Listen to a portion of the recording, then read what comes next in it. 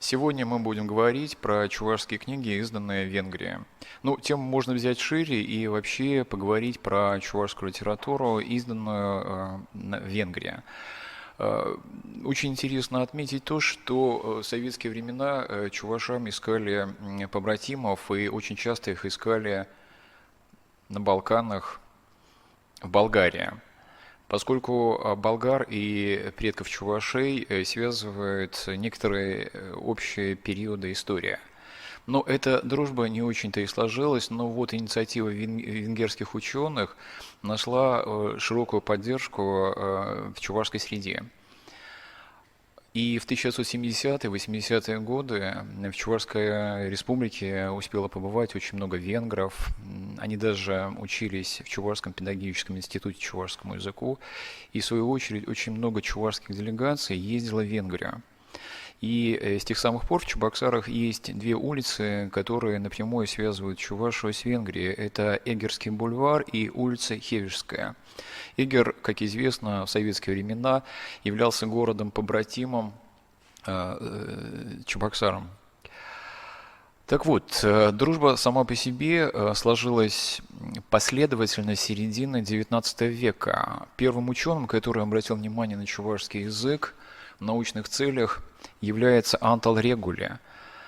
Он, к сожалению, прожил всего лишь 39 лет и очень много времени провел в экспедициях в России. В основном он изучал сибирские народы, но параллельно его интересы были связаны и с чувашской культурой. В середине XIX века он побывал в Чувашии, и ему помогал с чувашской стороны известный переводчик, публицист, ученый Спиридон Михайлов. Антал Регуле записал чувашские предложения, около 2000. И свод этих предложений был опубликован Йожефом Буданцем в конце XIX века в Будапеште. И когда мы просматриваем эти записи, мы видим два очень интересных момента. Во-первых, поражает фонетика записи. Это что-то совершеннейшее. Мы даже сами, носители языка, не чувствуем, как можно отмечать такие особенности чувашского произношения, которые были отмечены Анталом Регуле. И второе, что вызывает очень большой интерес, то, что там нашли отражение чувашские фразы, высказанные в свое время Спиридоном Михайловым. Меня поразила такая фраза, как «Вон та книга, которая лежит на столе, написана мною». Кто в середине XIX века из чувашских ученых, даже не только ученых, вообще из чувашей мог сказать, что он является автором чувашских книг. Из чего я заключаю, наверное, у Спиридона Михайлова была очень хорошая самооценка. Вот. И мне кажется, это самый интересный момент в том плане, что для этнографов и для литературоведов, которые занимаются биографией, жизнедеятельностью Спиридона Михайлова, было бы интересно просмотреть эти записи чувашских фраз, сделанные Анталом Регуле. Венгры интересовались чувашами, поскольку они думали, что являются тюрками по происхождению. Но очень скоро выяснилось, что венгры являются родственниками хантов и манси, но интерес к чувашам остался, и он подогревался еще тем, что в венгерском языке имеется около 300-400 чувашских заимствований. Правда, они теперь называются тюркскими заимствованиями чувашского типа. Ну, например, дюмелч, щимеш, овощи, продукты. Дисна, сысна, свинья. Дерта, щурда, свеча. Алма, олма, яблоко. Вполне возможно, что некоторые эти слова, заимствованные венгерским языком через турков, потому что, ну, так не бывает. Венгры внесли большой вклад в чувашеведение. В свое время, в 1980-е годы, по инициативе директора Чувашского научно-исследовательского института языка, литературы и истории Василия Дмитриева, В Чебоксарах были изданы некоторые труды венгерских ученых в переводе на русский язык. Ну и часть книг поступили в библиотеку из Венгрии. Это тем более удивительно, что венгерские книги издавались на протяжении там 1,5 века, но тем не менее эти книги возможно было купить. Мне очень нравится их европейский подход к тому, что книги должны дождаться своего читателя. И книги – это не скоро портящийся продукт, они могут пролежать 50 лет, там, сотню лет, пока не дождутся своего читателя. Так вот, в 2000 году в Чебоксарах была издана замечательная книга Хунгра Чувашика. Это библиографический указатель трудов венгерских ученых по чувашскому языку, истории, культуре вообще. Авторами этой книги являются Юдит Дмитриева и Клара Адягаши. Клара Адягаши работает профессором в Дебреценском университете. Она специалист по русскому языку и, ко всему прочему, она замечательный специалист по чувашскому языку.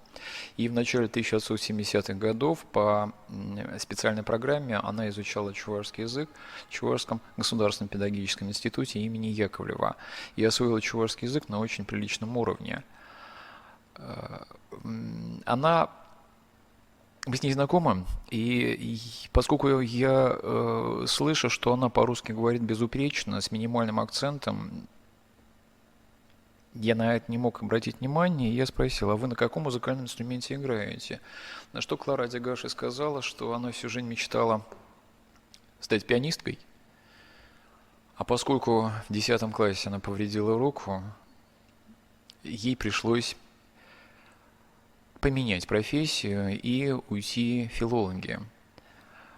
Но вот то, что она имеет абсолютный слух, ей здорово помогает в изучении славянских языков и даже больше изучения чувашского языка.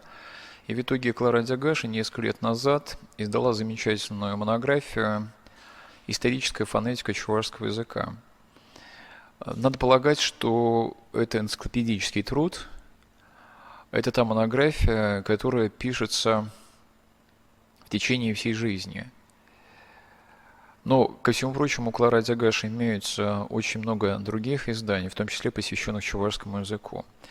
В частности, она является инициатором такой замечательной серии. Эта серия издается в университете Дебрецена. И вот эта книга Юдит Дмитриевой, она вышла в 2001 году. Юдит Дмитриева родом из Венгрии, она уже много лет живет в Чебоксарах, она специалист по чувашскому языку. И в 1990-е годы она защитила кандидатскую диссертацию по этой теме. В результате ее диссертация была издана в виде монографии под названием «Чувашские народные названия дикорастущих растений». Другая книга – это уже книга Августа Арквиста, финского ученого. Эта книга написана в середине и во второй половине XIX века на шведском языке. Очень долго материалы этой книги хранились в главном архиве Финляндии в Хельсинки, пока на них не обратили внимания Клара Адягаши и Эберхард Финклер, заведующий кафедрой финно-угорского языкознания университета города Геттинген в Германии. И им удалось издать, как я знаю, уже 2 тома документального наследия Августа Арквиста.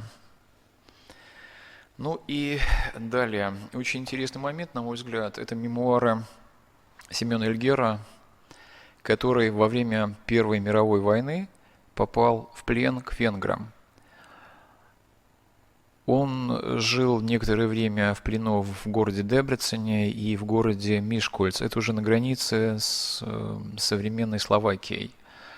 И вот он описывает один интересный эпизод. По какой-то причине необходимо было из палат вынести русских военнопленных. Венгры не очень хорошо относились к пленным, и плохая участь ждала и Семена Эльгера. И когда очередь до него дошла, почему-то завязался разговор, он сказал, что он чуваш. Венгры впервые слышали такое название народа, и им стало очень интересно, что это за народ. Они положили его аккуратно на носилки и начали выносить. И при этом всем, кого не встречали по дороге, они говорили, что они несут чуваша. Пока они добрались до улицы, вокруг них уже шла толпа. И вот выходит капрал и что-то начинает про чувашей на венгерском языке рассказывать солдатам. И Семен Ильгер заключает, ну, наверное, этот капрал оказался образованным человеком, и он читал книги Мессереша и других венгерских авторов, которые успели побывать в России, поэтому так хорошо знает о чувашах. И в самом деле мы с вами знаем, что, согласно воспоминаниям Ивана Яковлева, в 1885 в начале XIX века в Симбирско-Чувашской учительской школе проходили обучение чувашскому языку двое венгерских ученых. Это известные ныне в Чувашии ученые, как Бернард Мункач и Дюла Мессереш. Ну, вообще, надо сказать, что венгры не знают, кто такие чуваши, это только ученые, чувашеведы, тюркологи, алтаисты знают, что существует такой народ. Но если выйти где-нибудь в Будапеште и спросить, а вы знаете чувашей, они будут удивлены. Ну и интересная книга, на мой взгляд, это книга Роко Нокшера. Книга была издана в 2001 году в Будапеште. Автором этого сборника является Берец Андраш. Он музыковед и интересуется не только чувашской музыкой.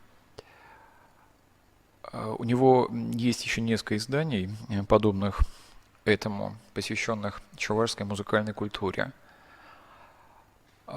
Незадолго, в конце 1980-х годов в Будапеште была издана интереснейшая книга. Как казалось, этой книги пока еще нет в Национальной библиотеке.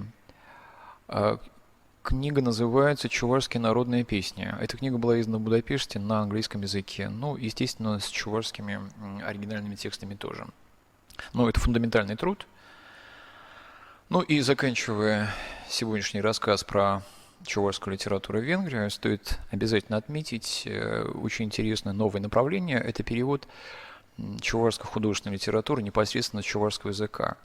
Такое бывает очень редко. Обычно, когда переводят с чувашского языка на другие языки, в качестве подстрочников используют русские переводные тексты.